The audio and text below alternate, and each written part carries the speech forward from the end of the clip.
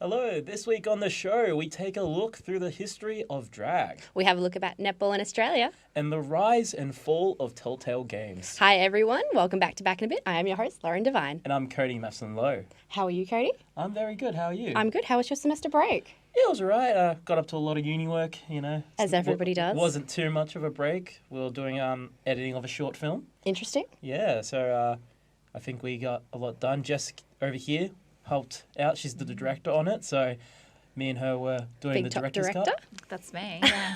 No, we did a lot of good work. I think we've got a really great team for a project that we're working on, so that's always exciting. Awesome. Yeah, No, well, why do we call it a mid-semester break? Because it happened, we got 3 weeks left, I'm pretty sure. It's not quite mid. So I haven't done the calculations, but I'm pretty sure we're close to the end of semester than actually the middle of semester. So, yeah, it was very strange. The only reason I could see is maybe lining up with the grand final. Maybe? I Or don't school know. holidays? Yeah, for me it school was a holidays. big bonus having it line up with the school holidays. Yes, that with I your got to spend kids. a week with my kids, which was nice, and it did mean a lot of running around to try and get some uni stuff done, as well as balancing everything with my kids. But that's just the life of being a parent at uni, I guess. Did you get up to much on? I did go and see a performance that my daughter was in, which was pretty cool. She played guitar at the Northcote Social Club. That's so, awesome. Oh, awesome. You've got very talented children, I Jess. do. Yeah. And Lauren, did you get up to much on? I just went to the Melbourne show. Oh, nice. I've never been before. Don't know if I'll go again. It was a bit expensive, but quite a good experience. Yeah. Happy I went. All right, let's just jump straight into it with News with Jess. Okay, great. Thanks, Lauren. In world news, the United Nations has been urged to act on the findings of the China Tribunal, an independent body set up to investigate claims that the Chinese government has been murdering and harvesting the organs of Falun Gong practitioners. In June, the tribunal delivered their findings, saying that the evidence of organ harvesting is beyond a reasonable doubt. Falun Gong is a religious practice that includes Qigong, a type of medication that includes controlled breathing and gentle movement. The Chinese Communist Party launched a campaign in 1999 aiming to eradicate the practice of Falun Gong, and since then reports have suggested that practitioners have been subject to forced labour, physical torture and re-education camps. Here in Australia, the national chapter of the charity White Ribbon has announced it is in liquidation. The embattled charity is closing its doors after registering a loss of $840,000 in the last financial year. White Ribbon Australia has been mired in controversy over the last few years, with 4 directors resigning over a short period of time, including CEO Tracy McLeod-Howe. During her 3-month tenure as CEO in 2018, Ms McLeod-Howe announced that the Anti-Violence Towards Women organisation would no longer support abortion rights and would become agnostic on the issue. After outrage and public discussion about reproductive coercion, a common form of domestic violence, the charity's supportive stance on abortion was reinstated. Ms McLeod-Howe resigned soon after. And a horrible goose has made a splash in the gaming world, with the Australian-made Untitled Goose game rising to the top of the Nintendo charts and selling over 100,000 copies in its first 2 weeks.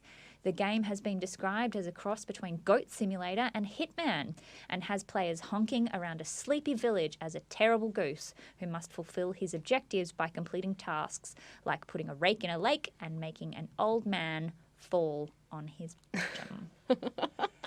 What do you think, you two? Have you played the Horrible Goose game? No. Yeah, no, I surprisingly haven't actually played it, unfortunately. But I think I might. I might have a go at Can you it. talk us through what happens?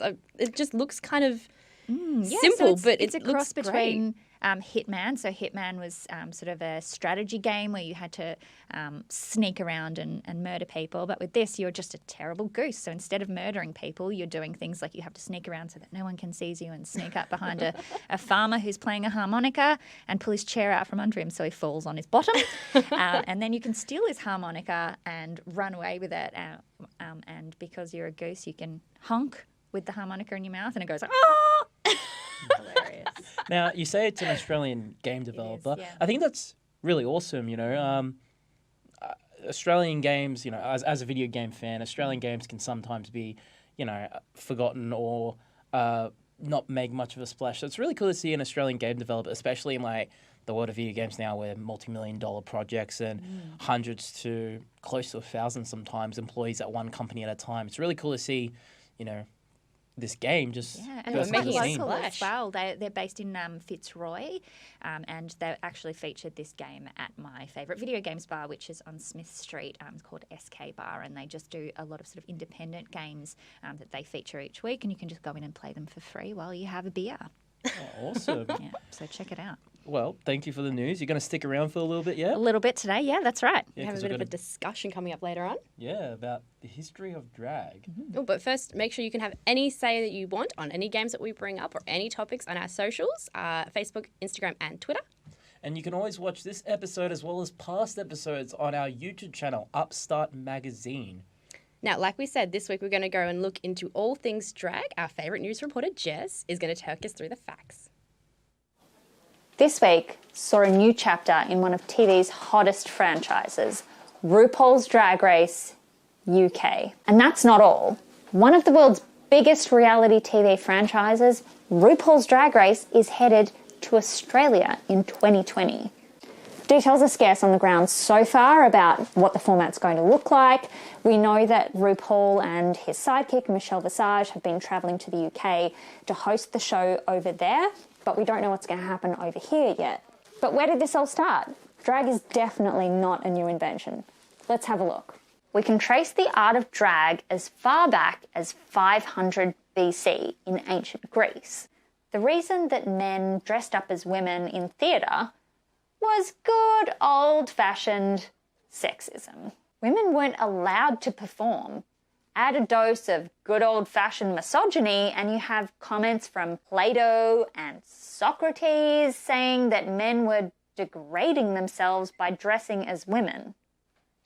Big jump forward in time to the 1500s takes us to the time of Shakespeare, the Globe Theatre, where women were still not allowed to perform. All of the female roles were performed by men because women performing and acting on stage was considered unseemly. Some people believe the word drag itself came into use around this time. Folk stories say that it was an acronym for dressed as a girl, but more likely it was a reference to the Victorian era later on, where long costumes literally dragged across the stage. Kabuki theatre started in Japan in 1603 as an all-female form of theatre entertainment. In the 1630s, women were once again banned from performing and replaced with men who played the male and female roles. Another jump forward in time to 1904, J.M. Barrie wrote the stage play Peter Pan. The first ever performance of Peter Pan on stage had the eternal boy child played by Nina Bosico. The first film production had the role played by Betty Bronson. And over the years, stars like Mia Farrow and Alison Williams have followed in their stead. 1904 also gifted the world with the first ever drag superstar, Julian Eltinge. Eltinge performed in vaudeville shows, on Broadway, and in Hollywood films. His career only faltered when the American government started to prosecute people for cross-dressing in public.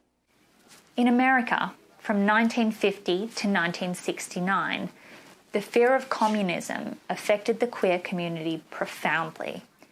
Anything that was considered subversive was punished severely by the American government. Gay bars were raided, and anyone not dressing in line with the gender assigned to them was arrested.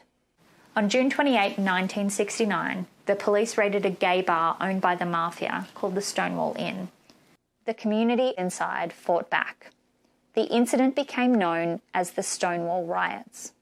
It sparked a revolution of advocacy within the queer community. Marsha P. Johnson and Sylvia Rivera were two of the drag queens who fought back against the raids. The riots inspired the first ever gay pride parade 1 year later.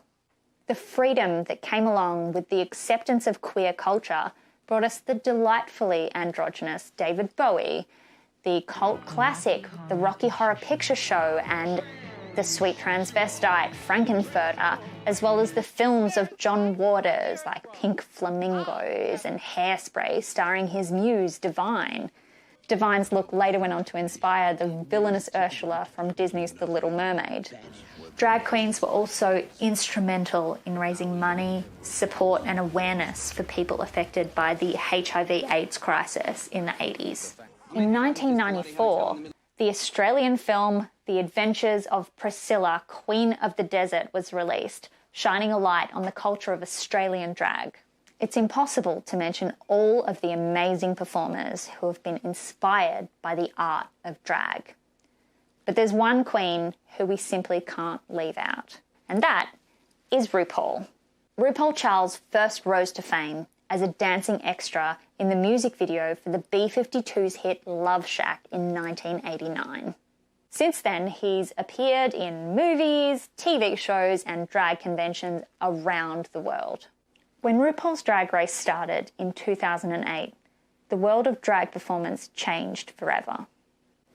Drag performance has been thrust into the mainstream, but it's important to remember the history and where it comes from and the change that it's made in our world. Well, thanks for that story. I didn't realize how serious the history was. When you think about it, it's Yeah, it's quite something that's been captivating. going on for a long time, and it's that drag and kind of subversive gender performance has really changed the world in a lot of really positive ways, and it's something that's still going on now, which is really great. I found it really interesting going back to look at like the old theatre performance. Is that men dressing as women? Because women absolutely. can't do it.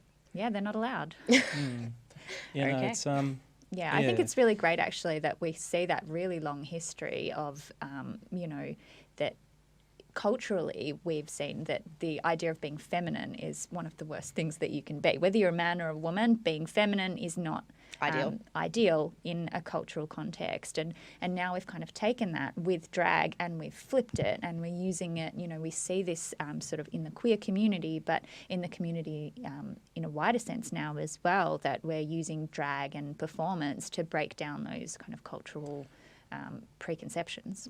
And so, why are people so interested in the drag scene? What brings people towards being massive fans of, let's say, RuPaul's Drag Race or whatnot? Yeah, I think it's probably quite different for everyone. For me, I really do enjoy. I'm a big fan of politics, and I have a very strong belief that we should use the things that we consume to progress the world to be a better place. So that's a big part of it for me. Is the being able to see all of those things happening on the screen and in performances as well. But I know that for a lot of drag performers, it's really about reclaiming something that idea of being feminine, having been seen as a negative by a lot of people in our culture, and reclaiming that. It's really great to see. Yes, it is. And next week we'll discuss it a little bit further with our very own Tom Cattle, also known as Sinner. It'll be very interesting. I'm looking very forward to that one. Yeah, same. I think it should be a great story. Well, thanks for joining us, Jess. Thank you, Jess. Well, moving on. With recent climate change protests, the top team at the boardroom tried our hardest to move from paper to projector. This week, I talk about the rise and fall of Telltale Games. Let's have a look.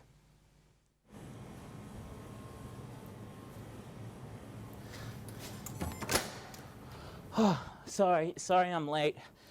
Catch the wrong train, and then, there was so much traffic and all that. I'm sorry. Anyway, where am I? Here? Cool. Ready? Cool. Video games are one of the biggest mediums in the entertainment industry. Worth over $100 billion, the industry features the likes of Blizzard, Nintendo, and EA. A video game company that emerged in the 21st century was Telltale Games. The company made games that heavily relied on storytelling elements and entertainment IPs. Yet last year, the company was closed abruptly due to financial failings. The closure of Telltale Games shines a light on some of the glaring issues within the video game industry. I'm Cody Lowe, and this is The Boardroom.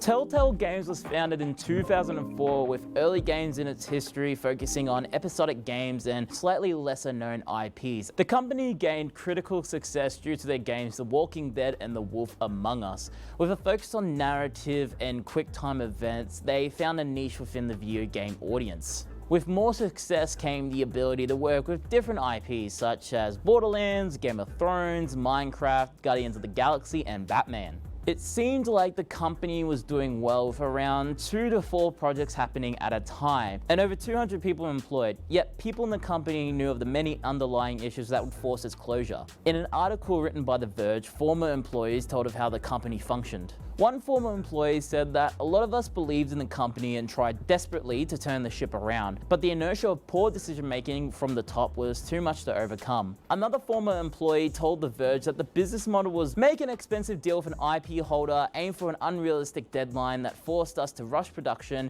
and hope we cross the finish line without burning out. In September 2018, 225 to 250 employees were all laid off within the same day, resulting in the company firing 90% of the staff. Most of the employees were not given warning and told to leave within 30 minutes of being fired. They were also not offered severance or compensation. This resulted in a class action lawsuit due to Telltale Games violating California labor laws by not providing them the advance written notice required. Many fans were heartbroken at the news and they were pleased for employees to finish the games for free. Australia has also had a major video game studio foreclosure in the past. You may remember the game LA Noire. The game was known for its unique 1940s detective gameplay and at the time the innovative face graphics. The studio behind it, Team Bondi, at the time of the game's release was 8 years old despite never releasing a game before. Located in Bondi Beach, the studio struggled through developmental hell and a rotating staff. Crunch time was also a problem within the company. Crunch time refers to employees working extensive numbers of hours to finish a product.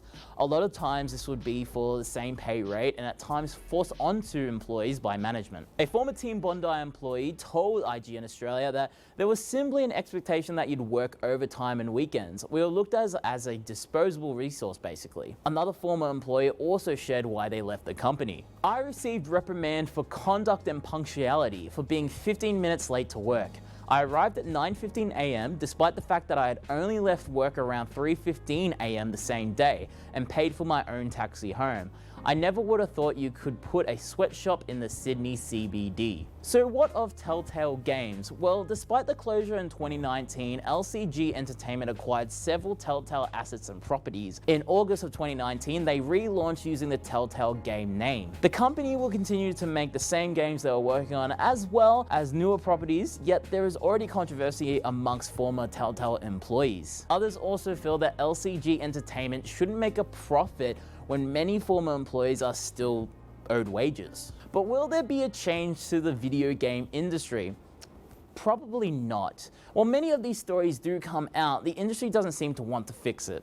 Management prefers to keep to deadlines and employees want to keep a full-time job and will try their hardest to keep it. But there are also plenty of video game companies that thousands of employees are happy to work for. While crunch and foreclosures can happen in the video game industry, all the companies are not doomed for the same fates. Anyway, that's it for this episode of The Boardroom. If you want to check out more episodes, you can go to youtube.com/upstartmagazine. I've been Cody Massolo. I'll see you next time. Well, joining us now for sports, Lexie, Brody, how are you? Great, Good, thank you. thank Lexie, what do you got for us this week? Well, in netball, the Constellation Cup is being played this Sunday in Christchurch, and in this package, I'm looking at the history of netball in Australia and how one of the greatest sporting rivalries was born. Netball. It's fast, it's tactical, and it holds one of sport's greatest rivalries. So how did Australia's most popular team sport for women and girls come to be? It all started in 1891 when Canadian-American PE teacher James Naismith invented basketball.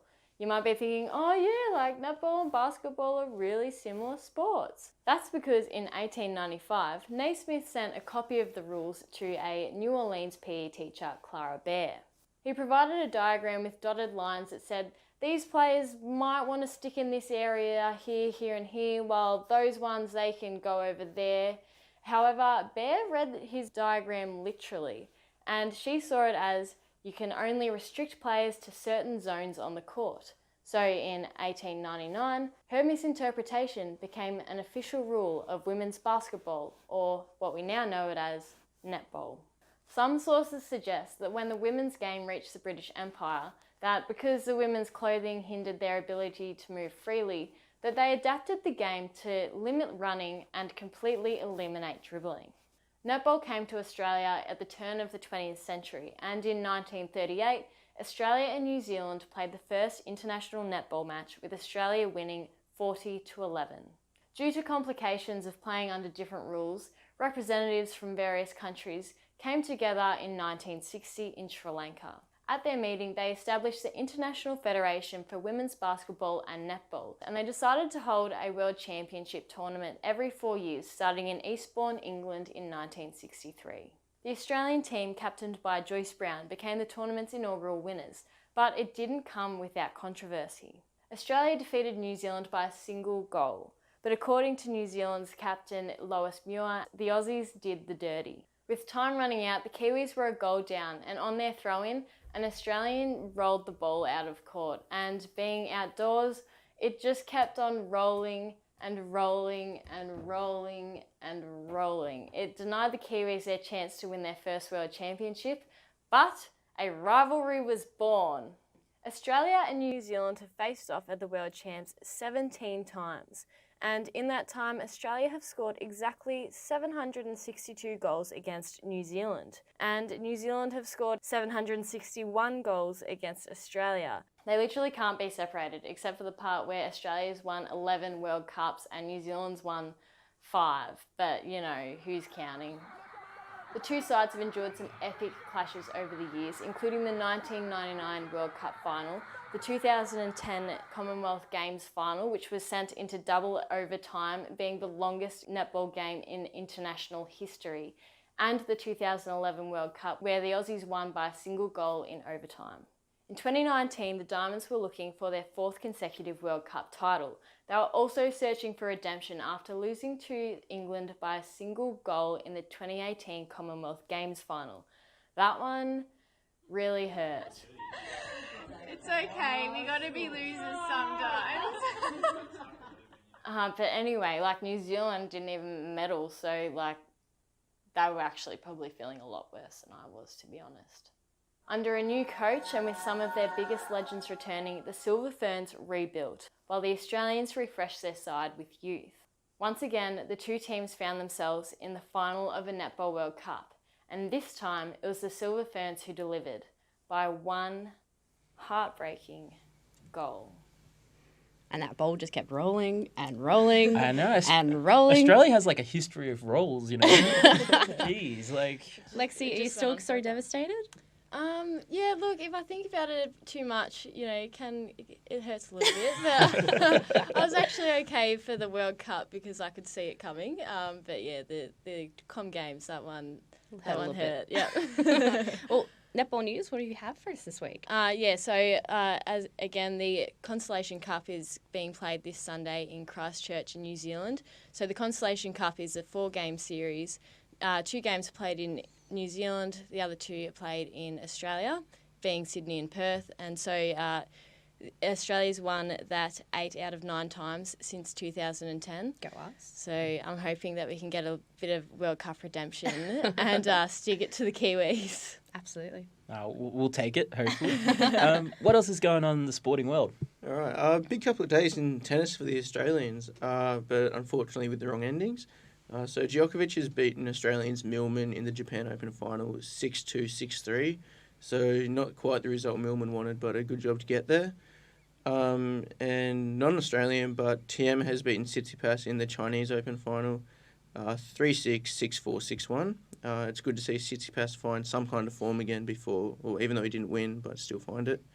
And finally, Barty has lost to Osaka in the women's China final 6-3, 3-6, 2-6. So it's the second straight title for Osaka.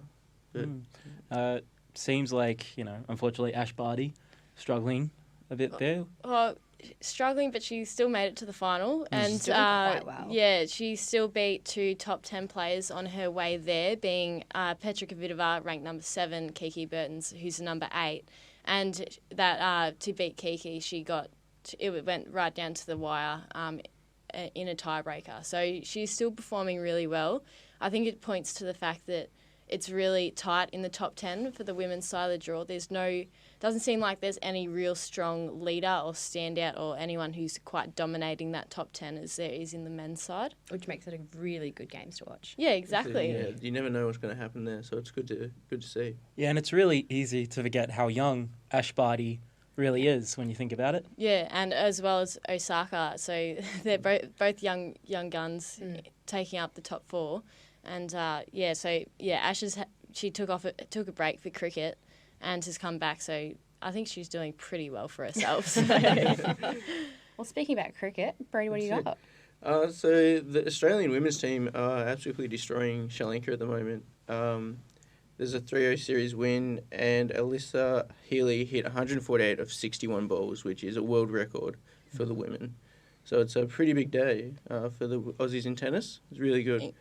In cricket, in cricket, sorry. Yeah, sorry, in cricket. So that was on Wednesday that happened. Then on Saturday, the Aussies won their first ODI, which is one-day international, by 157 runs against Sri Lanka.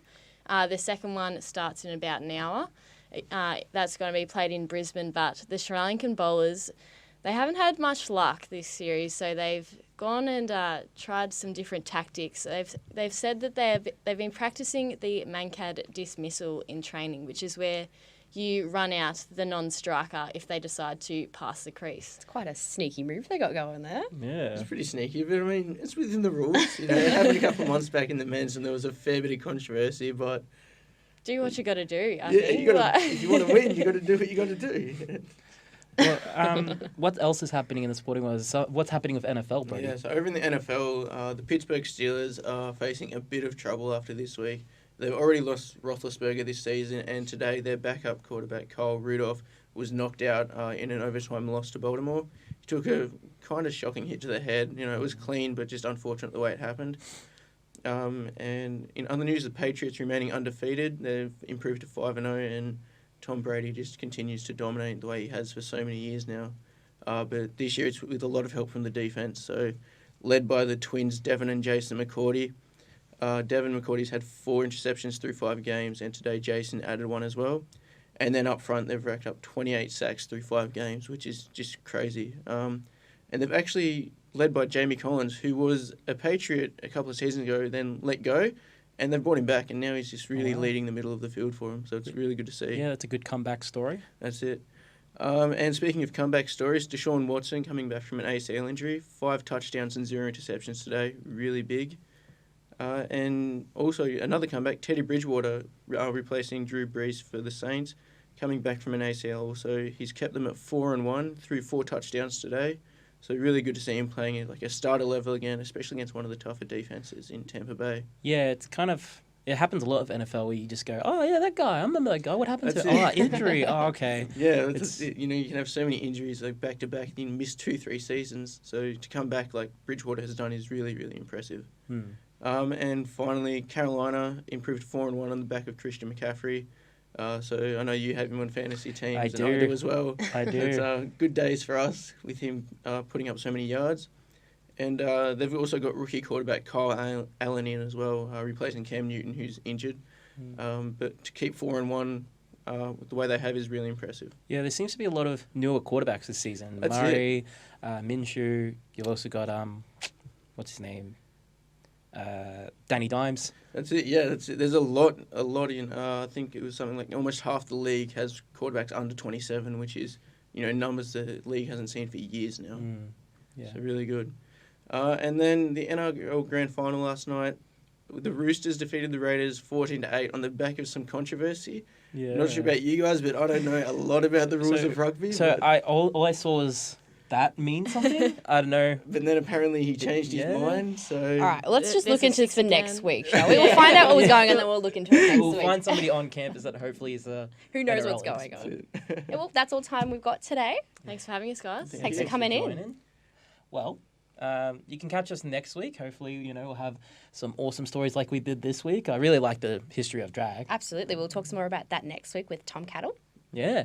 Well, that's it for the show. I've been Lauren Devine, I'm Cody Mafson-Lowe. and we'll be back in a bit.